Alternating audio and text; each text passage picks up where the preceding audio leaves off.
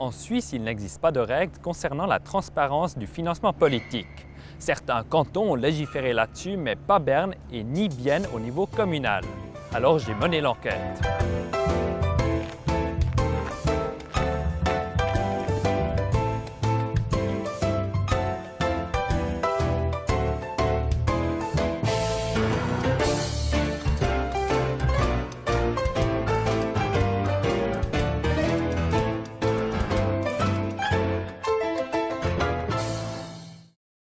Toutes les candidates et candidats au conseil municipal ont répondu à ma demande sur le financement de leur campagne et ont nommé des chiffres. Et la grande majorité est aussi de l'avis qu'une transparence est essentielle en politique. Bon, j'ai assez tourné autour du pot, passons aux chiffres.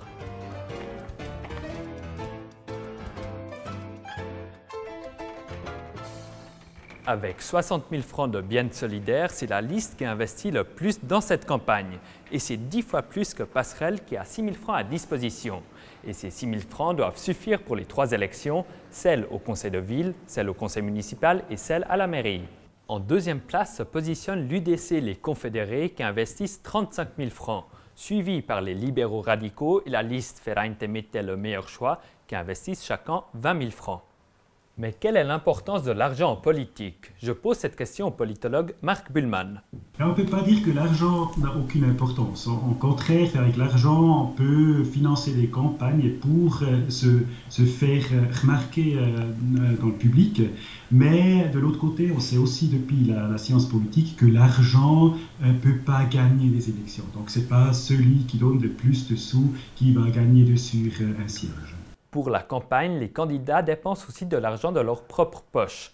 10 000 francs, c'est le montant que dépensent Sylvia Steidle du PRR et Sandra Gurtner-Reusch du PVL. En moyenne, chaque candidate et candidat dépense environ 2 500 francs.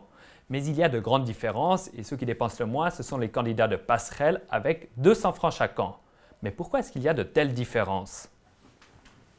Si on compare les partis de gauche, donc le PS et puis les Verts, c'est le parti qui donne une grande partie des fonds pour un candidat.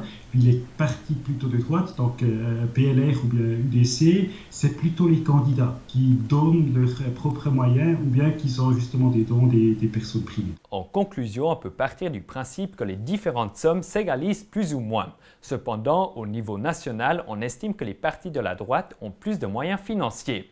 Mais tant qu'il n'y a pas de règles qui encadrent la transparence, il est difficile de savoir avec certitude quels moyens sont engagés.